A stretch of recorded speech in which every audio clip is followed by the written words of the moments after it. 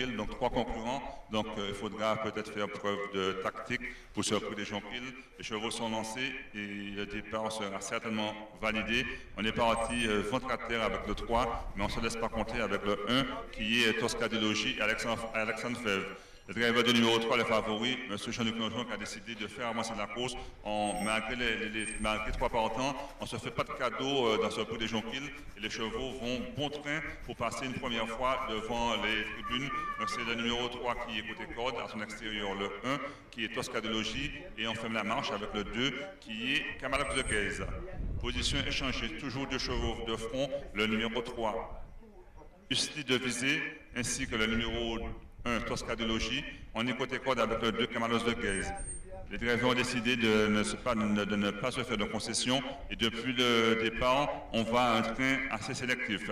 Sur la conduite du 3 qui en a plein les mains, son driver en a plein les mains. À son extérieur, on reste nez au vent en épaisseur avec le 1 Toscadélogie et on mène une course d'attente avec le numéro 2 Camalos de Guèze. Il n'y a que ça à faire avec ces 3 partants. Ce driver a décidé de pister les 2 qui sont de front et qui va peut-être qui attend son heure pour pouvoir prononcer son effort. Les chevaux sont au milieu de la ligne d'en face, toujours sous la conduite des mêmes. C'est-à-dire il y a 3 partants, c'est le numéro 3 côté corde et à son extérieur 1 Toscadélogie. En 3e position échangée, on est toujours dans la même position d'attente avec le 2 Camalos de Guèze. Pour aborder une première fois le 2e tournant de la ligne d'en face, et c'est toujours le 3 qui mène côté corde. Il allonge un peu le tir qui est Usli de Visée, le numéro 1 qui était né au vent se retrouve quelque peu décroché à une demi-longueur et on ferme la marche avec Camalos de Guèze qui reste sur sa victoire lors de sa dernière course, va essayer de rééditer. Pour passer une seconde fois devant les tribunes, c'est le 3 maintenant qui allonge quelque peu le tir. Son driver qui regarde un peu l'opposition avec le 1 à son extérieur. Côté corde, on retrouve Camalos de Guèze qui mène une course d'attente et qui commence à se rapprocher. Les chevaux sont à un tour de l'arrivée. À un tour de l'arrivée, c'est toujours le même, c'est-à-dire le numéro 3 qui a l'avantage. En seconde position, on retrouve à son extérieur toujours le numéro 1 Toscadélogie, mais qui a un parcours né au vent. Peut-être ce cheval va demander un souffle un moment. Et on est 3e avec Camalos de Guèze.